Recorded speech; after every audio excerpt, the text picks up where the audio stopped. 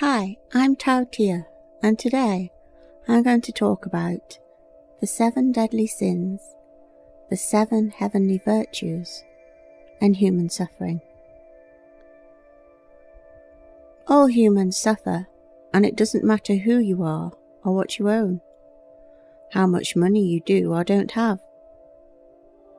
Suffering is something that all humans have to face. Yes, it might seem like some suffer more than others, and probably they do in many ways. But we also have to remember that everybody's experiences are different. Because of how society is set up, it creates obsessive wants in people that never seem to be fulfilled. So whereas a poor person is suffering because they can't get enough food or even decent clothes to wear, and they never seem to have enough money to pay their rent at the end of the month, those who do have a lot of money tend to buy massive houses and expensive cars and expensive clothes and jewellery. So much so that they often end up in major debt because they cannot control their need for more.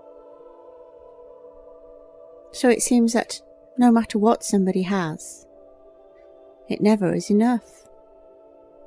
Unless, of course, you learn the reasons for this behaviour and in turn how to control it. I'm sure you've all heard about the 7 deadly sins. What many don't know is that 7 sins are countered with the heavenly virtues, and that these 7 things are connected to the chakra systems in our bodies, which are the endocrine glands. When any of these chakras are out of balance, this leads to problems in the endocrine gland system that they govern. They also manifest in several ways in our lives and cause severe disruptions if we don't learn how to balance them.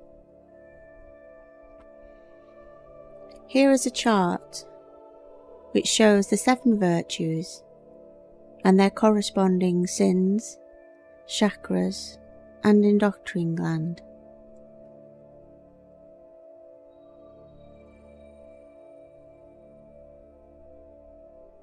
You might think that all you have to do is to not do any of the sins and just do the virtues, and you will be happy. But that isn't the case. Balance is the key to everything. What we need to do is realise that those 7 sins are within us, admit them, own them, and then learn how to balance them with the virtues. Only then can we be free of suffering. So you might ask, why is it so hard to do? Because it is very difficult for someone to admit to these not so pleasant aspects of themselves. We all like to think we are good people, and I'm sure you are sometimes. But we all do and think things that are far from virtuous. And if you cannot admit this to yourself, you will never eliminate the suffering they cause you. I will give you a few examples for each one as a guide. Chastity and lust. In a world where we are increasingly told it is fine to have sex with anyone and everyone, this one can be very hard to conquer. Finally, you think, humanity has shed the need to demonize people who just want to have sex without any feelings involved. But did you know that every time you have meaningless sex with someone you don't love, you become dumber and less aware? It makes it harder to complete the great work. Another reason why men find it harder than women. When Aleister Crowley talked about sacrificing a young boy, he was talking about when he climaxes, he has made a sacrifice. The young boy represents the ejaculatory fluid, which is the semen from the male. He says, for the highest spiritual working, one must accordingly choose that victim which contains the greatest and purest force. A male child of perfect innocence and high intelligence is the most satisfactory and suitable victim. Using this method to gain magical powers is a sacrifice, as you lose out somewhere else later. This is also true when you use masturbation to charge a sigil, unless you have already reached Kapha, and therefore you can use your energy to help others. Making this sacrifice will make things harder to complete the work. Most people just do what is right for them now, and don't care about the consequences later. That is why New Age religions go on and on about living in the now. They never want you to reach your full potential. Of course, it is wise to not worry about the past or the future too much. However, if you don't act now for the sake of the future, nothing ever changes, including your level of spiritual attainment. When you practice Tantra, you learn to never climax, and instead to loop the energy back round your system, so that it shoots back up your spine and down again in a cycle. In the figure of 8, the centre of the 8 is at your heart chakra, which is why performing Tantra is about love and respect of yourself and your partner. This is one way to have sex without draining away your energy. The ecstasy can then last as long as you like as you loop the energy around. When you end the session, rather than climaxing, you send the energy to your crown, making it a win-win situation. The best thing to do is never waste your energy. If you must release energy, use it to charge a sigil at the same time. Then at least it is going towards something good. If someone focuses on something negative as they release, like porn or some perversion, then that is what the energy is going towards. If you masturbate thinking about a celebrity, for instance, your energy is going towards them. This is why sexy celebrities become so powerful. But if the energy is negative, then it can affect them badly too. For instance, porn stars who are used purely for sex and not respected in any way, even though they may have a lot of money, end up hooked on drugs and feeling worthless, then die young. Sending out bad energy to others hurts you as much as your victim, though. Others sending you bad energy does affect your life. People in the public eye risk a lot by being there. Hence, they have sold their soul to the devil. The devil here represents the dark side, which is inside all of us. We can use our energy for good or for bad. Using it for bad harms us. Using it for good is a sacrifice. Using it within ourselves helps us in the great work. Temperance and Gluttony. This one is about having restraint and control over our need for overindulgence. When there is plenty of food, drink, drugs, and all kinds available to us, it can be very tempting to abuse these things, none of which is good for us. At the same time, to deny ourselves some pleasure is also not doing us any favours. You could compare it to treating yourself to a special, home-cooked meal with fresh organic ingredients, or instead stuffing your face with junk food from the local takeaway. From enjoying a nice drop of whiskey in an evening or a glass of wine with dinner, to binge drinking every weekend or becoming an alcoholic. It can also be related to gambling and other things that can become addicted if we overindulge. This one reminds us that nothing is actually a sin when it is in moderation.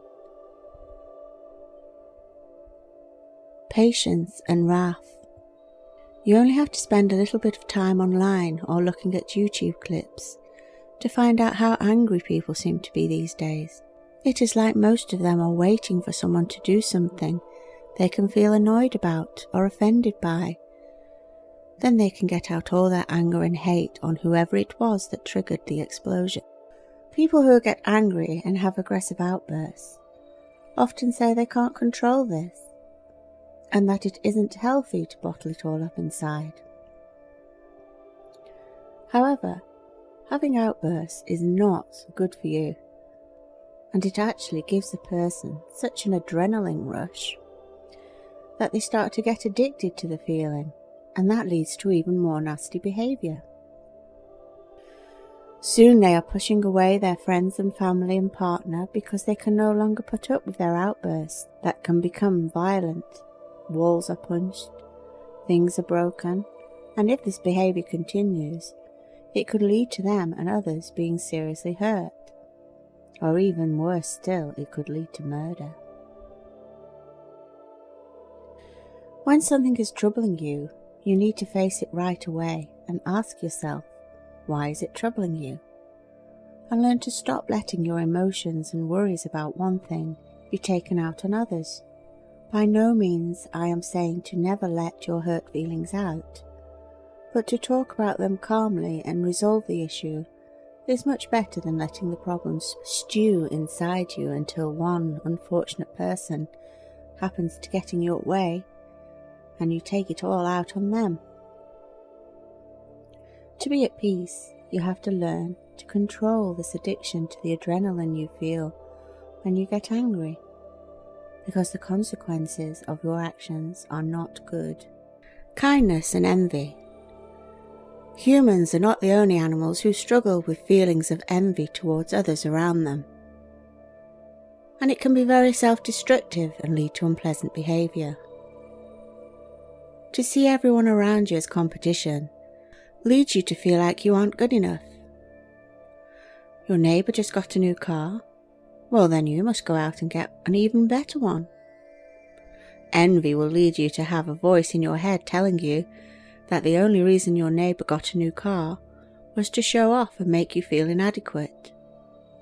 You never stop to think that the old car they had wasn't so reliable anymore and they just wanted something better.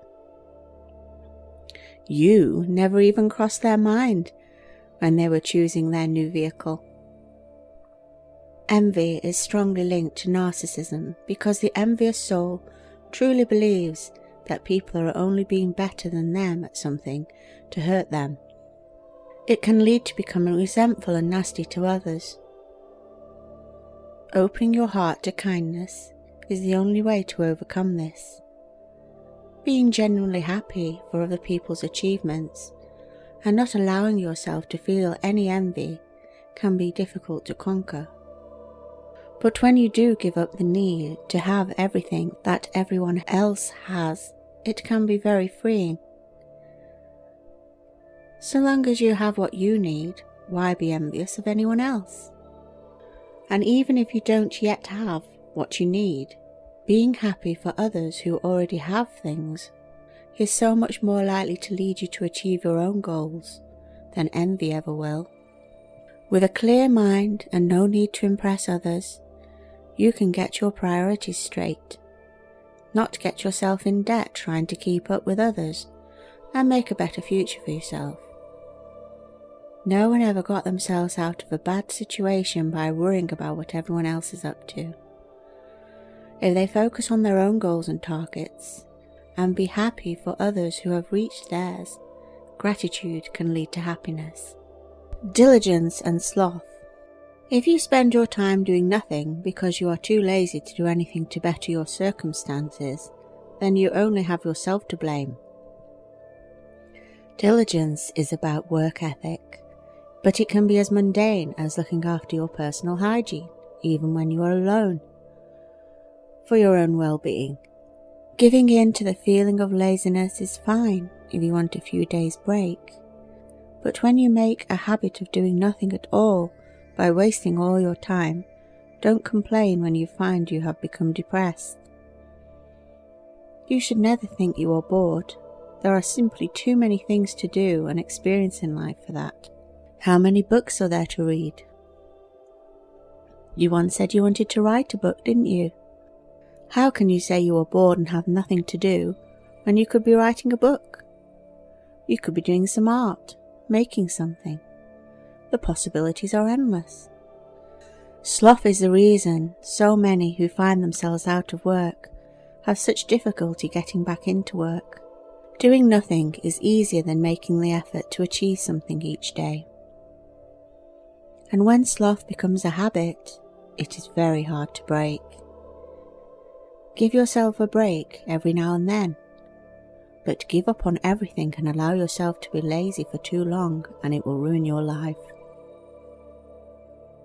Charity and greed. Have you ever wondered why so many people give to charity? It is usually to stop themselves feeling so guilty about their greed. Humans who have too much of something can't help but feel guilty about it. And for some, it can be a small amount of something. Inside, the rich, successful person will feel a bit like a fraud because they don't really understand why they have so much when others have nothing. They know it doesn't make sense that some people work so hard in manual labour jobs and get next to nothing, and yet they get to live a life of luxury. And although they might not admit this publicly, they will have thought about it a lot. Everyone, no matter who, has insecurities and self-doubts, and giving to others can help heal the insecurities they feel about themselves inside. The voice inside of them is saying, "I can't be a bad person. How can I be when I just gave all this money to charity? Now I can enjoy my life of luxury for a while more before the guilt comes back." Even the poorest people will feel this guilt about something, because no matter how little you have, there will always be someone else who has even less. Humility and pride. When the ego isn't in check, it can lead to arrogant behaviour and the belief that one is better than everybody else. We see this a lot in those who set themselves up as gurus, spiritual teachers and life coaches. How arrogant do you think someone has to be to call themselves a guru to other people? How arrogant are they to believe that they can give you advice on how to run your own life? Often, with no official education, these pseudo-shrinks really do think they are the bee's knees. They would do well to have some humility and realize that they don't know everything, and they can only ever be responsible for their own path, no one else's. They actually believe that they themselves are illuminated, and yet don't even realize this simple truth. Instead of trying to teach others things they themselves don't even know, they would do well to look inside and deal with their own demons. Naive enlightenment tricks many, and few escape it. This was just a brief summary of how the 7 virtues and 7 deadly sins can affect our lives. Don't be fooled into thinking it has anything to do with religion. It is all about our own inside work and psychology. Looking into these 7 things can help you on your journey. It can help you face things that you're afraid to face about yourself. Try to be brave. Don't be worried about what you will discover when you look at your dark side. You cannot overcome things you're not willing to admit to. That's all for today.